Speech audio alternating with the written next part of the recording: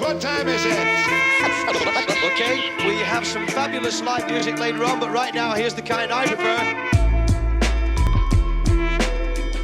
Gathered here today. This is the legendary Tim Styles Sanchez, West Coast journalist, writer, a press associated, all of that. You know what I mean? Nice. I'm pretty sure he followed your career ever since. Oh yeah, before the beard, everything. Outlawz, So, come on, man. You know, oh, this is Outlawz here. Shit. You go by Mutah now. Yes. Man, so let's just start off with everything. I mean, you know, if you could just take me back to, we're gonna go way back. We're gonna rewind a little bit. So I wanted to get your journey with Tupac from your eyes and your point of view, and tell me about you and your relationship that you had with the legendary icon. Definitely. Well, you know, I met Pac when I would say I was about 14, between 14 to 15 years old. And when I came from New Jersey to New York to meet him, I went there with a mindset that I had to impress him about how much from the street, you know, the streets credibility that I had with me. I wanted to, you know, show that to Pac so that he can be impressed. But when I started to talk like that nonsense, we touch on this in the book. When I started talking what I was talking, it pretty much was nonsense because Pac was like, man, I don't want to hear none of that. You know what I mean? I'm not here to meet you because of any of that. You know what I mean? Mm-hmm. And from there, I knew that he was different than what the media portrayed him out to be. You know, I knew from there that he was a person that, you know what I mean, he was very selective who he even allowed to be in his crew. What was it that made him embrace you? I think Pac, when he heard about me being childhood friends with, I met Castro when I was a kid, and I was cool with Gaddafi, and he also told him the story about my mother and father being murdered in front of me. You know, Pac had this thing where he always was trying to ride with the underdog, you know, so when I first met him, but that wasn't enough for him to say, okay, your mother and father got killed, come hang with us, because I could have been a shiesty person, you know what I mean? I remember I felt he was testing me when he got locked up, and he wanted me to sneak a audio tape with some beats in it in Clinton, you know what I mean? So I was able to, and out of all the people, he picked me. He was like, Moot, because this one he just got shot. I wasn't all nervous and nothing like that, so I think that was the first test that I passed. He christened you Napoleon. How'd you feel about that name? Were you rocking with that name? Well, I actually, when I first came, I wanted to be a solo artist. And when he kind of put me in a group, at first we was called the Young Thugs. I remember being a little upset. I was selfish, you know what I mean? Because I'm growing up in the hood, and I was a star in my neighborhood. So now he put me in a group, and I'm like, man, I don't want to be in a group. So, and I wanted to be Little Moo. And when I remember when I first met him, and he asked me, what is your name? I said, Little Moo. I just like things simple. And he was like, I'm the same way. That's why I'm Tupac. You know what I mean? So we clicked on that level. But when he changed our names later on to Napoleon, I didn't know who Napoleon Bonaparte was. I'm from Irvington, New Jersey. I barely know who the president of the United States was at that time. You didn't know you were being named after a dictator or what? Or no, because when he told me that he was naming me, you know, Napoleon's supposed to have been, you know, short in stature, and he was ruthless, and he had a short man complex. You know, it was an inside joke that Pop used to always say I had the short man complex, so the name just fit perfectly. You know, I just accepted it. Take me back to this Young Thugs group. I've never heard of that before. Who's all involved in that? A lot of people never heard of it because we started off with, you know, before I was Napoleon, I was Little Moo. Before Gaddafi was Gaddafi, he was called Young Hollywood. Before Castro was Castro, he was K-Dog. And before Edie was Edie Amin, he was Big Mouth. And they was in a group called Young Thugs already. But then he decided to call us Dramacidal. So he's like, you know, I'm going to change our name to Dramacidal, which was like a Bay Area slang. And then later on, when he went to prison, he called us Outlaw Immortals and then Outlaws for short. So we didn't stick with the Young Thugs for too long.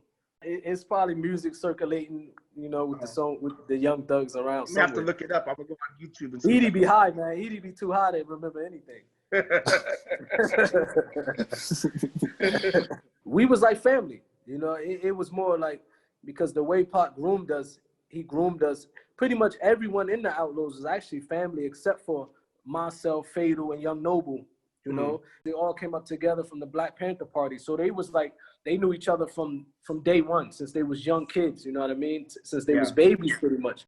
all of us was connected one way or another. So we rode like family. We behaved like family. You know, we lived like family. When Pop was locked up, we mentioned this also in the book, how we highlighted the fact that when he wanted us to be close to him, to visit him in Clinton State Penitentiary, the Outlawz, they stayed that summer at my grandmother's house. And we also, we bonded. You know, my grandmother cooked dinner every single day. They ate at my grandmother's house, slept there. And we was always like family. You know what I mean? That's incredible, man. That's nice how you guys have that tight bond, or had that tight bond. You know, and you got, you're one of the privileged people to actually roll with him, you know, and know the legendary Tupac. What do you think about the movie that was made about him? You know, LT probably gonna pop up on the Zoom and see him. That's kind of, you know, I was talking to LT just to be fair, because I told LT I'm gonna watch the movie again. You know, because when I watched it years ago, I did watch it, you know, from a biased lens. I went there automatically looking for stuff to pick that I didn't like, because I had some differences. I thought it was some differences between, you know, the producers and Tupac mother, which it was to some type of degree. But after speaking with LT, and he kind of told me what really happened, I said, well, now I'm going to watch the movie again, and this time I'm not going to be biased, because I went in there hating it before I even seen it. There's a lot of stuff that I said, you know, they could have done better. You know what I mean? I think that was the life of Pac. I think it should have been, they could have hit a home run with it. You know what I mean? But it is what it is, you know?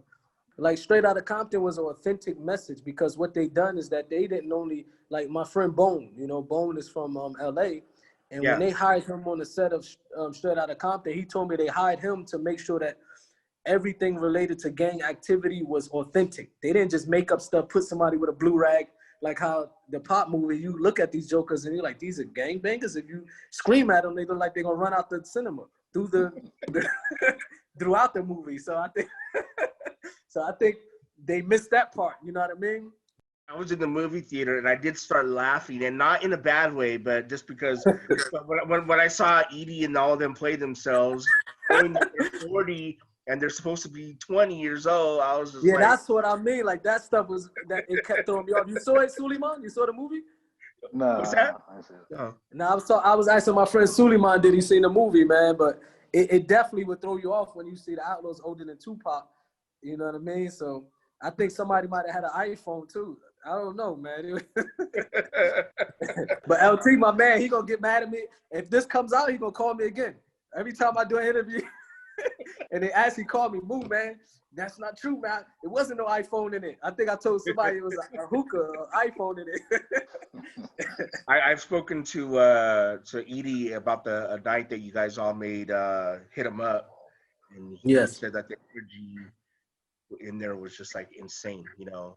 Why don't you tell me about your point of view of that night? Did you guys, that track was made? I was like, I think I was maybe drinking too much, you know what I mean? And I didn't even think the song would be a hit.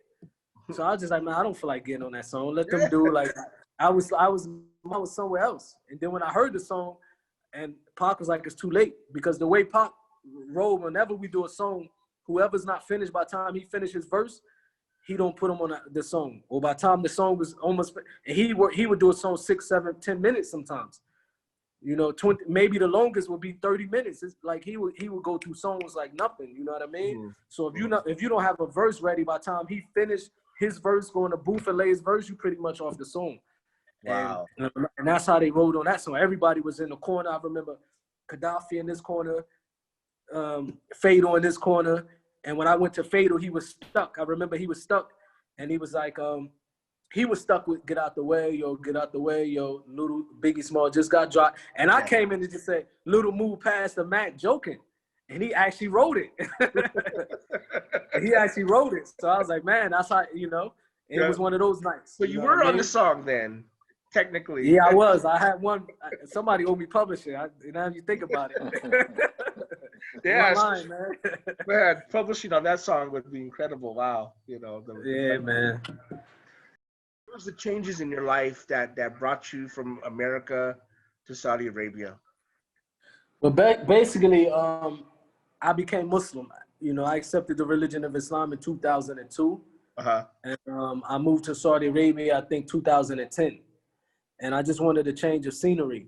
You know, I've been coming to Saudi Arabia ever since I accepted the religion of Islam, and the atmosphere, it was just, you know, very attractive to me. You know what I mean? I got addicted to just taking trips back and forth here, seeing the lifestyle, the way of life. And you'll be surprised, there's so many Americans here. Like Suleiman been here, I think 16 years, Suleiman? Yeah, 16, yep. 16 years. We got a Mexican homie from East Los Angeles. Yeah. That been here. Issa, he been here. He Mexican, straight East Los Angeles essay. You know, who converted to Islam, and he been living here for 20-something years. And bringing tacos from Saudi Compton, Arabia. he is in Saudi Arabia, man, 20-something years. His wife, who was his girlfriend growing up in high school, she became Muslim. He married her. His whole family, you know, whole family out here, man. So when I was coming back and forth, seeing Americans already here, people from all walks, different countries, very safe country, very safe environment. I wanted to raise my kids in this environment like that, you know. Wow, East Los Angeles. So you mean I could go to Saudi Arabia and still have tacos? And that's dope. Of course, bro. Tell them, man. We got authentic Mexican joint called the Steakhouse. The Mexicans approved it. Wow. The East Los Angeles Mexicans approved it. And then there was times in Ramadan we went to his house and broke fast there. His wife made authentic Mexican food. Y'all gotta come visit. Wow, that's nice. So man, that's incredible. So you adjusted well over there, and you know, I mean, because it's two different societies. Yes. I'm here now for 10 years, man. So it's the country I'm used to now. And I go to America every summer, of course, but I'm happy to be here, you know. I adjusted to it. What made you convert to Islam? First, my mother and father converted to Islam before I was born. So I was born Muslim. But when I was 3 years old, they was murdered in front of me. So my grandmother raised me and my brothers as a Christian, raised us as Christians, you know. And so I grew up not knowing nothing about the religion of Islam, but I went through a stage in my life where I was searching for something. You know what I mean? I think when we became somewhat successful in the music industry, I felt emptiness. I felt the emptiness inside. The more that I was, you know, the more records we were selling, the more money I was making, the more I felt like something was missing. And I started to research. I started to go back to read the Bible, the Old Testament, the New Testament. I started studying different religions. And the Bible, the Old Testament, the New Testament, it all led to Islam. If you go there and you research from not from what you was taught as a kid or what you was taught in church, I had to open up the Bible as if I never heard of it before and started really researching. And it would let you know that there was another prophet who came after Jesus. And when I started to read about that, it led me to the religion of Islam. Yours was a real conversion where you really like put that life, the rap lifestyle aside, you know? Yeah, but it didn't happen overnight. You know, we all gonna have shortcomings. And that's the beauty of the religion of Islam, that it lets you know you're not perfect. You try your best to follow God, to pray to God. But when you make a mistake, because you're definitely going to make a mistake and you're going to sin, you ask God directly to forgive you. Repent directly to God. He promised he will forgive us, you know? Now, I want you to speak to America for a second. What is it about your religion and Saudi Arabia that you would like Americans to like? Where are they getting confused about you guys that you want them to stop thinking that way, you know? I don't know. Definitely, man. Good question. You know, most people in America, because of the media, they portray Islam as a religion of terrorists or terrorism. You know, there's now I believe 1.8 billion Muslims in the world. This is not even 0.1% of the people that do these acts of terrorism in the name of Islam. It's not even 0.1% of the overall Muslim community or population. You know what I mean? Majority of the Muslims don't do that. That's like in every religion. That's like the KKK running around hanging people, burning churches in the name of Christianity. You would say majority of the Americans who follow Christianity don't believe in this. You know what I mean? So you got fanatics in every religion. But the religion of Islam is a peaceful religion. The country back women. They do a lot of things for the woman here. You know what I mean? And Muslims, we pray to God. We don't worship nothing from the creation. We don't worship no man. We don't worship Muhammad. We worship the creator of the heavens and the earth. So these are some of the things that the media is misleading the people, making them believe that these are the beliefs of Islam when it's far from that. the book that's coming out, Raw's Life. Why don't you tell me about the book and what what it's all about? What can the readers look forward to? Yeah. Well, Life is Raw. I would do the introduction. Life is Raw. The story of a reformed outlaw. It came about. I believe maybe over a year ago. I put a post about my documentary online on my Instagram page, and one of the comments was, "You should write a book about your life." And Suleiman, who's a good friend of mine, I met him when I first moved to Saudi Arabia. He read the comment. He contacted me. He was like, the people asking for a book. What do you think? When he sent me, I believe like the breakdown of maybe like the first chapter or a preview of the first chapter, I was like, whoa, wait a minute. I got excited because I didn't expect for him, to come the way he came. So it exceeded my expectations. And I was like, man, let's do it. Tell me, what is the book about? It's about Mutah's life, alhamdulillah. The book touches on a number of different themes. The idea was that we would touch, in many different areas, and so that all different types of people can be able to relate to the book. That's great. So Mutah, let me ask you something. Do you still record music, or are you done with that? No, I'm done with music. You're done. Is there anything else that we can look forward to seeing from you in the future? Any other type of projects or? Well, I released a documentary already, Life of an Outlaw, but you never know. You know what I mean? I'm sure it's about time to do another one to update the people about, my life here in Saudi Arabia. We plan to do a book also. We plan to do, in the future, another book. Suleiman would do a book about my life in Saudi Arabia and my life as a Muslim. I think a lot of people would be curious about that. And we'll see what Dave got lined up for us. Maybe he got a book tour waiting for us. We'll see. All right. It was a pleasure speaking to you. I really appreciate you taking the time. Thank you so much. And Thank you. We look forward to the book and and anything else you're putting out. We'd love to help spread the word about that. So thank you, man. Appreciate you, bro. All right. You take care of yourself. All right. Peace. What time is it? Okay, we have some fabulous live music later on, but right now, here's the kind I prefer.